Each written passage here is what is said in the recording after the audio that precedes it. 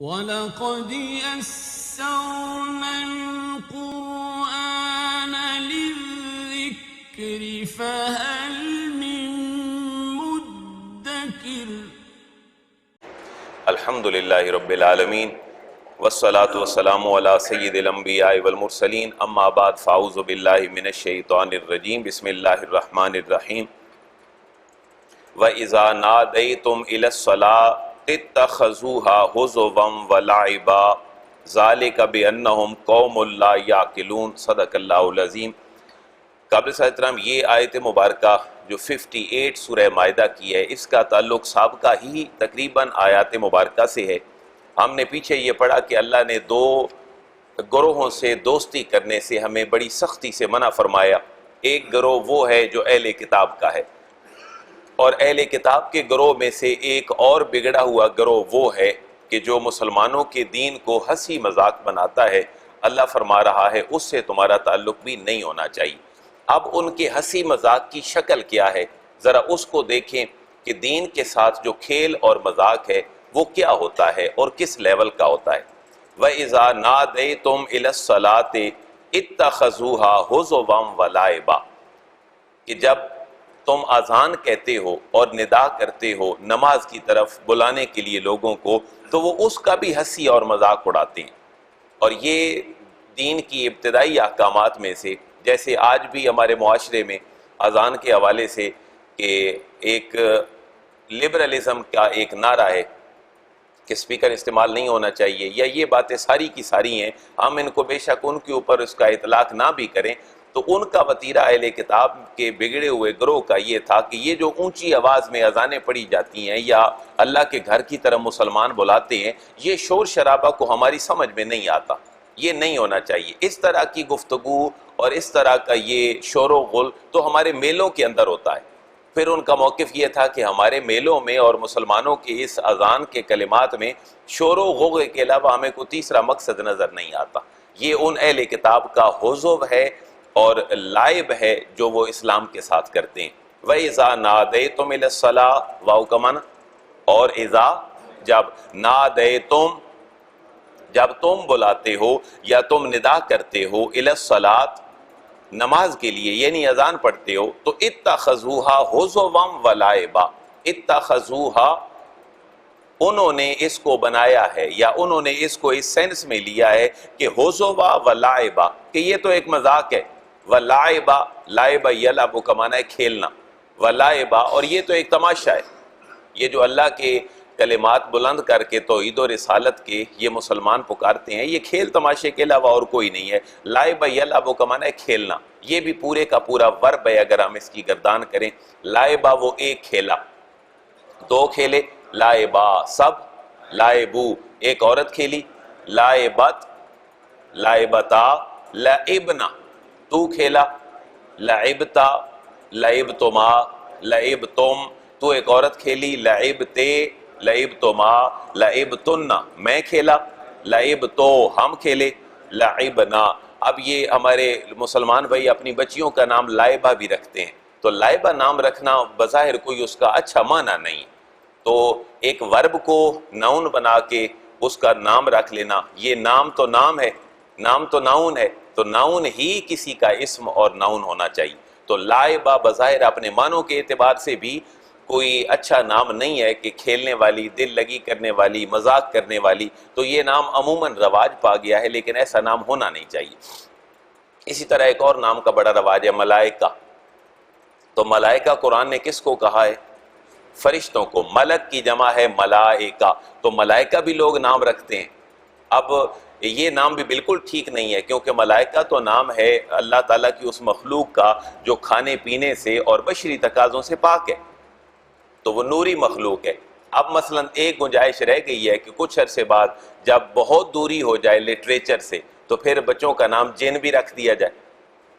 ظاہر ہے قرآن نے جن بھی کسی کو ٹائٹل دیا ہے، شاید جب قرآن کا مطالعہ یا عربی لٹریچر سے بہت بندہ دور ہو جائے تو بچوں کے نام میں جن کے طور پر بھی رکھا جائے، تو جن اور ملائکہ نام رکھنا ایک ہی سینس کی بات ہے۔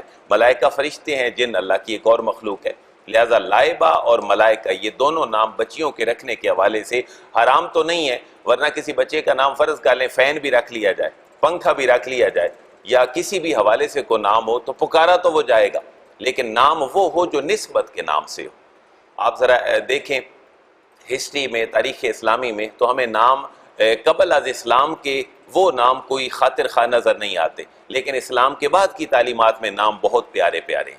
مثلا اگر اسلام سے پہلے کی بات دیکھیں تو صحابہ کرام جن کے نام پہلے رکھے جا چکے تھے وہ نام بھی اپنے ناموں کے اعتبار سے کوئی اچھے معنی نہیں رکھتے۔ مثلا آپ اگر کوئی بندہ اپنے بچے کا نام عثمان رکھتا ہے تو ہمیشہ آپ کو ڈکشنری یہی بتائے گی کہ عثمان کا معنی کیا ہے؟ ایک صحابی رسول کا نام جو داماد رسول ہیں۔ آپ کو عثمان کا معنی کہیں نظر نہیں آئے گا، کیونکہ عثمان کا معنی ٹھیک نہیں ہے، جس کو بظاہر ہمارا معاشرہ قبول نہیں کرتا، لیکن وہ نسبت ایسی بن گئی کہ اس نسبت کی وجہ سے ہی نام رکھے جاتے ہیں۔ اگر معاویہ دیکھیں تو معاویہ بھی یہی کہا جائے گا، ایک صحابی رسول کا نام ہے۔ اب معاویہ کا جو لغوی معنی ہے وہ ٹھیک نہیں ہے، لہذا نام نہیں بولا جاتا، عمومی طور پر نسبت دیکھی جاتی ہے۔ تو جب تم نماز کے لیے بلاتے ہو یعنی اذان دیتے ہو تو یہ اس کو ہنسی اور مذاق بناتے ہیں۔ ذالک بانہم قوم لا یعقلون۔ اب ایک بڑا سمپل سا چھوٹا سا سرٹیفکیٹ ہے اللہ ان لوگوں کو دے رہا ہے جو اذان اور نماز کا مذاق اڑاتے ہیں۔ وہ کون ہے؟ ذالک بانہم قوم لا یعقلون۔ نماز کے لیے تم اذان دیتے ہو اور یہ ہنسی مذاق کرتے ہیں، کیوں؟ بانہم قوم لا یعقلون۔ بانہم بے شک وہ سارے کے سارے ہیں، قوم ایک ایسی قوم لا یعقلون جو عقل نہیں رکھتی۔ اب قرآن نے بے عقل کن کو کہا ہے؟ کہ جو دین اسلام اور شاعر اسلام کا مذاق اڑاتے ہیں۔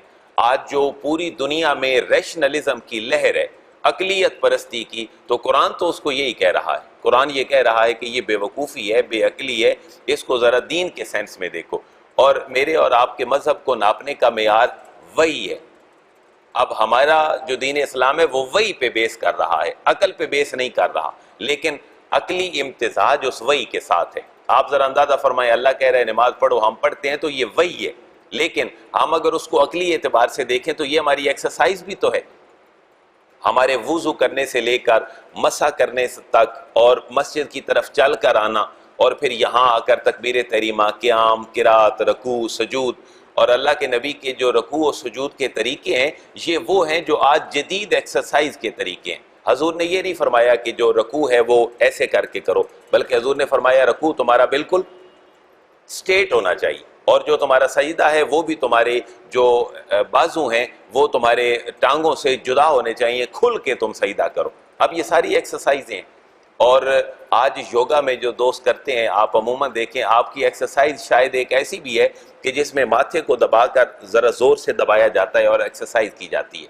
اب یہ اگر آپ سجدے میں سنت کے مطابق کر لیں، یعنی آپ کا وزن ہاتھوں کے اوپر نہ ہو سجدے کی حالت میں، بلکہ آپ کا وزن ہو اپنے ماتھے کے اوپر، تو آپ کی یہ ایکسرسائز زور کی 12 رکعتیں پڑھنے میں، فجر کی 4 رکعتیں پڑھنے میں اور عشاء کی پھر پوری رکعتیں پڑھنے میں کمال طریقے سے ایکسرسائز ہو جائے گی۔ آپ نماز پڑھو، یہ حکم کس کا ہے؟ اللہ کا، لیکن عقل بھی کار فرما ہے اس کے اندر، اور وہ کیا ہے کہ تم نماز پڑھو، فزیکلی تمہاری فٹنس رہے گی، روزہ اللہ کا حکم ہے، لیکن عقل کا تقاضا بھی یہ ہے کہ تمہارے سٹمک کے لیے، نظام انہضام کے لیے جو مشین 12 مہینے چلتی ہے، کم از کم 1 مہینے اس کو ریسٹ دو تاکہ تمہارا نظام انہضام اور سٹمک اور معدہ یہ ٹھیک طریقے سے کام کر سکے۔ زکوٰۃ اللہ کا حکم ہے، لیکن لوگوں کی جو نیڈی پیپل ہیں ان کی آپ ہیلپ کر دیں گے، معاشرے کے اندر ایک سرکولیشن آف ویلتھ جو ہے وہ چل پڑے گا، تو یہ کیا ہے؟ عقل ہے۔ حکم کس کا ہے؟ اللہ کا، لیکن عقل بھی کار فرما ہے۔ لیکن اگر کوئی یہ کہے کہ میں عقل کی بنیاد پر اپنا نفع اور اپنا نقصان خود طے کروں گا، تو اللہ اور اس کا رسول اس بات کی اجازت نہیں دیتے۔ معیار حق کون ہے؟ اللہ اور اس کا رسول، پھر آگے تم اپنی عقل ضرور استعمال کر سکتے ہو۔ لہذا ذالک بانہم قوم لا یعقلون، یہ بے وقوف ہیں۔ ذرا اللہ کے نبی کی بات سنیں، اللہ کے حبیب فرماتے ہیں کہ جہاں اذان پڑھی جاتی ہے وہاں شیطان مقام روحا تک بھاگ کے چلا جاتا ہے۔ عرض کیا گیا حضور مقام روحا کدھر ہے؟ تو حضور نے فرمایا کہ مدینے سے 36 کلومیٹر دور مقام روحا ہے، تم اذان کے کلمات کہتے ہو، شیطان 36 کلومیٹر دور تم سے بھاگ کے چلا جاتا ہے۔ تو یہ اذان کی صرف برکات ہے۔ میرا اپنا ایکسپیریمنٹ ہے، کیونکہ لوگ ظاہر ہے اس طرح کی ڈیلنگ ہوتی ہے لوگوں سے، اگر کسی بچے کو بچی کو جنات ہوں یا سایہ ہو یا ان کے گھر کے اندر کو مسئلہ ہو، آپ اونچی آواز میں اذان وہاں پر پڑھ لیں، ود ان 1 2 3 4 5 سیکنڈ بچہ بالکل صحیح سلامت آپ کے سامنے بیٹھ جائے گا۔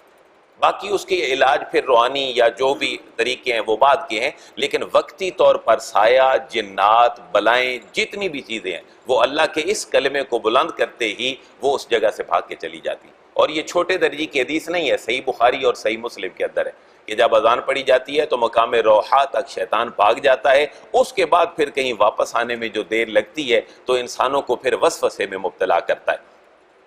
جہاں بارشیں نہیں ہو رہی ہوتی وہاں بھی بزرگوں سے ثابت ہے کہ اذان پڑھو، اور جب بارشیں بہت زیادہ ہو جائیں تو پھر بھی ہم نے بزرگوں سے یہ منقول دیکھا ہے کہ وہاں پر بھی اذان پڑھو۔ عموماً لوگ قبر سے واپس آتے ہیں تو یہ حصول برکت کے لیے فرض سمجھتے ہوئے نہیں، واجب سمجھتے ہوئے نہیں، اس کو ایک مستحب اور خیر کے کلمات سمجھتے ہوئے عموماً اذان پڑھی جاتی ہے۔ تو اذان اللہ اکبر، اللہ اکبر، اشہد ان لا الہ الا اللہ، اشہد ان محمد رسول اللہ، یہ اللہ کی بزرگی اور اس کے رسول کی رسالت کا ایک اعلان ہے جس کو یقیناً اللہ اور اس کے رسول نے پسند فرمایا، اور اذان پڑھنی چاہیے۔ ہمارے خود ہر بندے کو، ہر دوست کو اذان پڑھنی چاہیے۔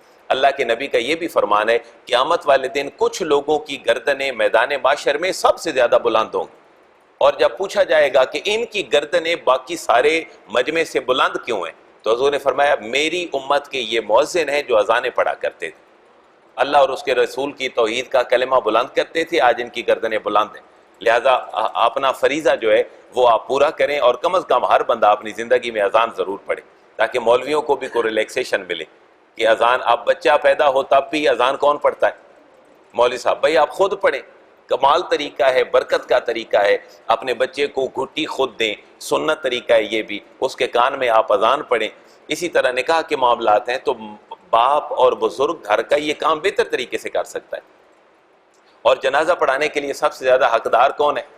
سلطان اور حاکم وقت۔ اگر وہ نہیں ہے تو باپ مر گیا تو بیٹا۔ یہ سب سے پہلا فریضہ ہے جس سے ہم ادائیگی سے بہت دور ہیں، اور یہ علم حاصل کرنا فرض ہے جس کے بارے میں اللہ کے نبی نے فرمایا علم حاصل کرنا ہر مسلمان پہ جتنا میری زندگی سے متعلق علم ہے وہ حاصل کرنا میرے اوپر فرض ہے۔ ضروری نہیں کہ معیشت کے، سیاست کے بڑے بڑے انٹرنیشنلی مسائل سیکھے جائیں، بندے کا جو کرائیٹیریا ہے وہ کم از کم بندے کو پورا پتہ ہونا چاہیے۔ تو دو باتیں بڑی غور طلب ہیں، جب اذان ہوتی ہے تو وہ مذاق اڑاتے ہیں، اور اللہ نے کہا ہے کہ یہ کوئی عقل مند قوم نہیں ہے بلکہ یہ بڑے بے وقوف لوگ ہیں۔ قل یا اہل الکتاب هل تنقمون منا الا ان آمنا باللہ وما انزل الینا وما انزل من قبلک وان اکثرکم فاسقون۔ یہ بھی اہل کتاب کے معاملات ہیں۔ یا اہل الکتاب، اے اہل کتاب، هل تنقمون، کیا تم کیا ناپسند کرتے ہو؟ هل تنقمون، کیا تم ناپسند کرتے ہو؟ منا، ہم سے، کیا ہم سے تم ناپسند کرتے ہو؟ الا ان آمنا باللہ، بجز اس کے کہ ہم ایمان لائے اللہ کے ساتھ، وما انزل الینا، اور جو ہمارے اوپر نازل کیا گیا، وما انزل من قبل، اور جو نازل کیا گیا اس سے پہلے، تم ناپسند کیا کرتے ہو؟ ہم تو اسی پر ایمان لائے جو اللہ ہے، جو ہمارے اوپر نازل کیا گیا، جو ہم سے پہلے نازل کیا گیا۔ وَأَنَّ أَكْثَرَكُمْ فَاسِقُونَ، لیکن تمہارا ٹائٹل یہ ہے کہ تم ٹھیک نہیں ہو، یعنی ہم سے تم ناپسند کرتے ہو، ہمارا کلمہ، ہمارا نعرہ، ہمارا دین، تمہارے دین سے جدا تو کوئی نہیں ہے، تمہارا رب بھی وہی ہے اور ہمارا رب بھی وہی ہے، ہم بھی اسی کے اوپر ایمان لائے ہیں، تم بھی اسی کے اوپر ایمان لائے ہو، پھر مذاق کس بات کا؟ وَأَنَّ أَكْثَرَكُمْ فَاسِقُونَ، واو کا معنی، اور ان، بے شک، اکثرکم، تم میں سے اکثر، فاسقون، فاسق ہیں، اعلانیہ بغاوت کرنے والے ہیں۔ اب یہاں پر آپ دیکھیں تو انا کیوں آیا ہے؟ یہاں پر انا بھی تو آ سکتا تھا، حالانکہ انا اور انا میں بظاہر معنی کے اعتبار سے کوئی فرق نہیں ہے، لیکن انا ہمیشہ سٹارٹ میں آتا ہے اور انا ہمیشہ کلام کے مڈ میں آتا ہے، ورنہ ان کے معنی کے اندر کوئی فرق نہیں ہے۔ قل هل انبئکم بشر من ذلک مثوبۃ عند اللہ من لعنہ اللہ وغضب علیہ وجعل منہم القردۃ والخنازیر وعبد الطاغوت۔ اب یہ اہل کتاب کو ان کا چہرہ اللہ دکھا رہا ہے، ماضی کا چہرہ اہل کتاب کا بڑا خطرناک ہے، کیونکہ اللہ نے قرآن میں جن اہل کتاب کو خطاب کیا ہے وہ اہل کتاب ہیں جو اس وقت مدینے کے اندر بستے تھے، جو پہلے ان کے آباء و اجداد تھے ان کا حال کیا تھا۔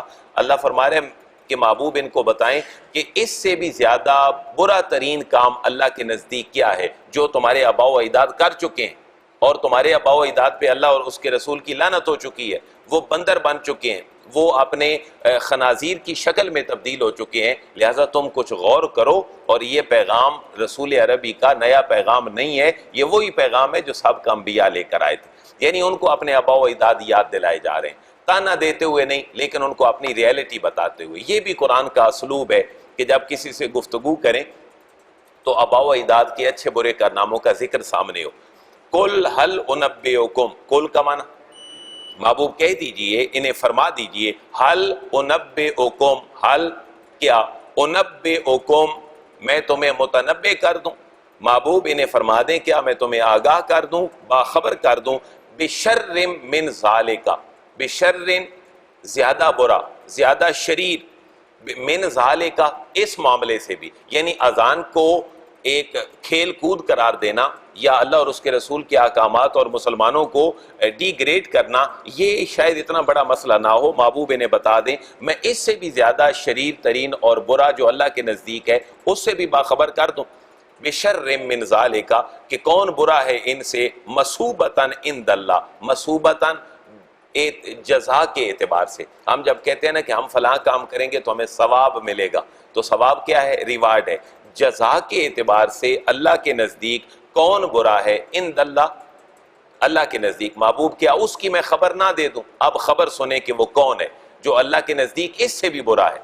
من لعنہ اللہ، من کا معنی جو یا جس پر، لعنہ لعنت کی، ہو اس پر، اللہ اللہ نے، وغضب علیہ اور اللہ نے اس کے اوپر اپنا غضب کیا، وجعل اور بنا دیا، منہم ان میں سے بعد کو، القردۃ بندر، والخنازیر اور خنزیر، وعبد الطاغوت، وعبد اور انہوں نے جنہوں نے عبادت کی، پیروی کی، الطاغوت شیطان کی۔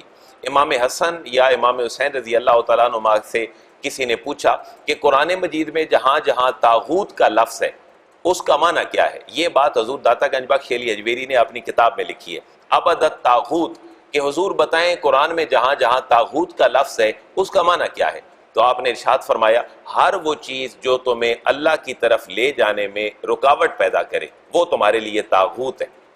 اب وہ چیز کیا ہو سکتی ہے؟ ہمارا کاروبار اگر ہمیں نماز پڑھنے کی اجازت نہیں دیتا، مصروفیت، تو یہ بھی کیا ہے؟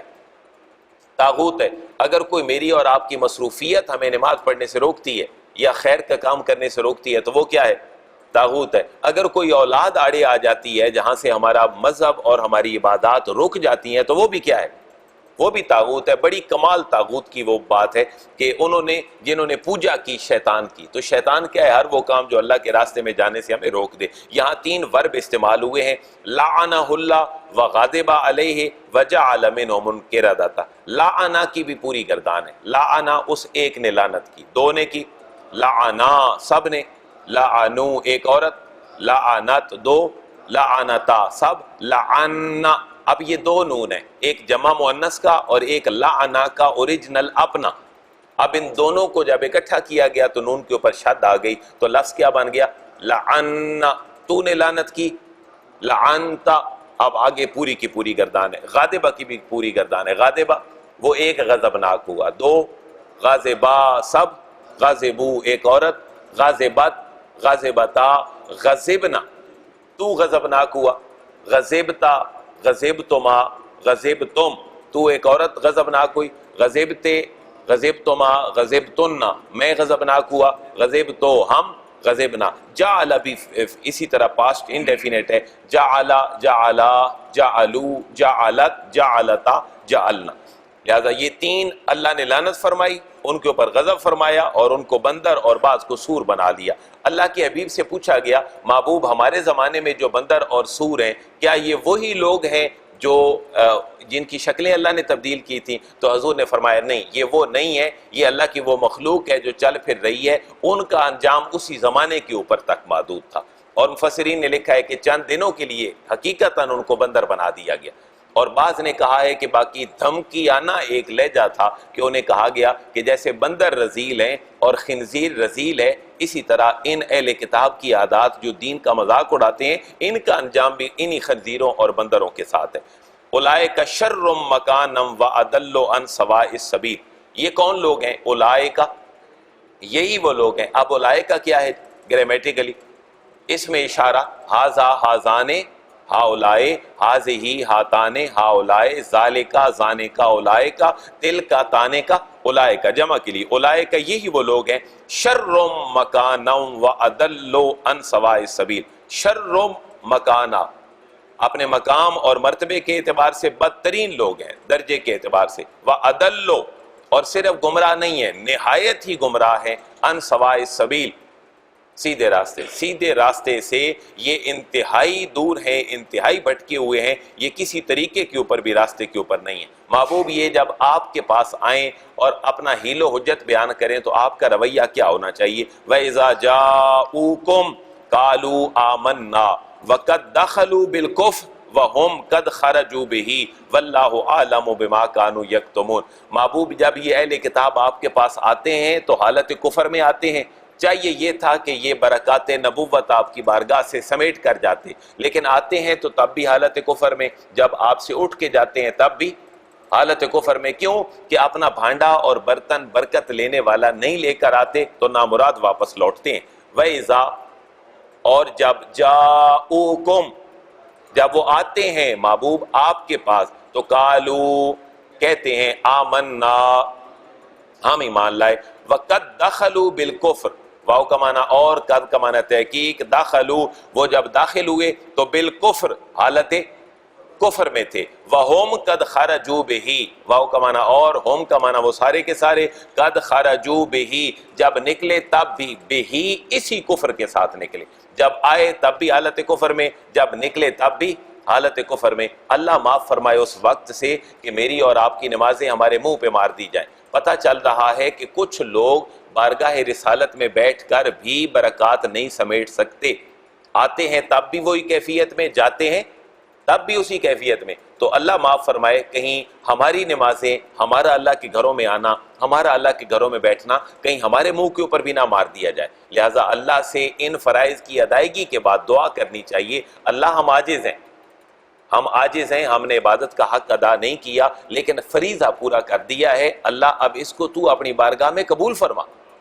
اور صرف عبادت کے اوپر ناز ہاں ہونا یہ کوئی بہت بڑا معاملہ نہیں ہے، یہ قرآن کی آیت مبارکہ سے مفہوم نکل رہا ہے۔ وَتَرَا كَثِيرًا مِّنْهُمْ يُسَارِعُونَ فِي الْإِثْمِ وَالْعُدْوَانِ وَأَكْلِهِمُ السُّخْطَ لَبِئْسَ مَا كَانُوا يَعْمَلُونَ۔ یہ آیت مبارکہ ذرا دیکھ لیں، ہمارے معاشرے کے اوپر صادق تو نہیں آ رہی۔ محبوب ذرا اہل کتاب کو دیکھیں تو وَتَرَا كَثِيرًا مِّنْهُمْ، واو کا معنی اور، ترا آپ دیکھتے ہیں، محبوب آپ دیکھیں گے، کثیرا منہم ان میں سے اکثر لوگوں کو، یسارعون فی الاسم، یسارعون جو کوشش کرتے ہیں، جلدی کرتے ہیں، فی الاسم گناہ کے معاملے میں بڑے تیز رفتار ہیں محبوب، والعدوان اور زیادتی کرنے میں بڑے تیز رفتار ہیں، وَأَكْلِهِمُ السُّخْطَ یہ ہم پڑھ آئے ہیں پہلے، اکلہم اور ان کا کھانا، السخط حرام خوری، ان کا کھانا حرام ہے، یعنی حلال کو بھی حرام کے لبادے میں اوڑھ کر کھاتے ہیں۔ محبوب یہ ساری کی ساری حرکتیں ان کے اندر پائی جاتی ہیں۔ آج بھی آپ دیکھیں تو ہمارا بھی من حیث القوم یہ حال ہوتا جا رہا ہے کہ ہم گناہ میں تیز رفتار ہیں، زیادتی کرنے میں تیز رفتار ہیں، اور حلال کو حرام، اللہ نے جو نعمتیں ہمیں دی ہیں ہم ان کو بدل کے کھاتے ہیں۔ اللہ نے نعمت دی دودھ کی، نور کی، ہمارا دینے والا ملاوٹ کر کے دیتا ہے، جہاں وہ کوئی آگے مزید بیچتا ہے مزید ملاوٹ کر کے دیتا ہے، تو یہ حلال کو کس سینس میں بیچا جا رہا ہے؟ حرام کر کے بیچا جا رہا ہے، حالانکہ اللہ نے اس کو حلال بنایا۔ لبئس ما کانوا یعملون، لبئس اتنا برا ہے، ما کانوا یعملون جو کام وہ کرتے رہے ہیں، یہ اب کنٹینیو ہے، لبئس ما کانوا یعملون کتنا برا کام ہے محبوب جو وہ کرتے رہے ہیں۔ اچھا کنٹینیو کب بنتا ہے؟ جب فعل مضارع ہو اور فعل مضارع سے پہلے کانا ہو، فعل مضارع ہو اور اس سے پہلے کانا ہو، اور فعل مضارع بھی تبدیل ہو اور کانا بھی تبدیل ہو، تو یہ سینس دیتا ہے کانٹینیو کا. مثلا اگر یعملون کو ہم سنگولر میں کنورٹ کریں واحد مذکر غائب میں تو کیا بنے گا؟ کانا یعملو، کانا یعملو. وہ ایک کرتا رہا ہے، دو کرتے رہے ہیں. کانا یعملان، وہ سب کرتے رہے ہیں. کانو یعملون، تو جو سیگا اور اس کا مفہوم لینا ہو کانا کو بھی تبدیل کریں اور فعل مضارع کو بھی تبدیل کریں تو آپ کو کانٹینیو کا سینس دے دے گا. جیسے اس کا ترجمہ کیا ہے؟ لبئس ما کانوا یعملون، بے شک کتنا ہی برا ہے اور بہت ہی برا ہے ما کانوا یعملون، جو وہ کرتے رہے ہیں آج تک، یہ کتنا ہی برا ہے. آگے پھر ان کے رہبان کی بات ہے، ان کے علماء کی بات ہے، ان کے احبار کی بات ہے کہ انہوں نے ان کے ساتھ سلوک کیسا کیا. پہلے یہ ظلم میں مبتلا تھے، کچھ ظلم میں مبتلا ان کے علماء نے کر دیا کہ جو ان کی مرضی کے احکامات تھے کچھ پیسے لے کر ان کی مرضی کے احکامات ان کو جائز قرار دے دیے، تو ہدایت کے اوپر جو ہے وہ گمراہی مار دی، گمراہی کے اوپر مزید گمراہی مار دی. تو اللہ سے دعا ہے اللہ ہمیں اس گمراہی سے بچنے کی توفیق نصیب فرمائے اور قرآن مجید کے انوار و برکات کو اور برکات نبوت اور رسالت کو اور اللہ کے گھروں اور نمازوں کی برکات کو ہمیں سمیٹنے کی توفیق نصیب فرمائے. وما علیہ الا البلاغ.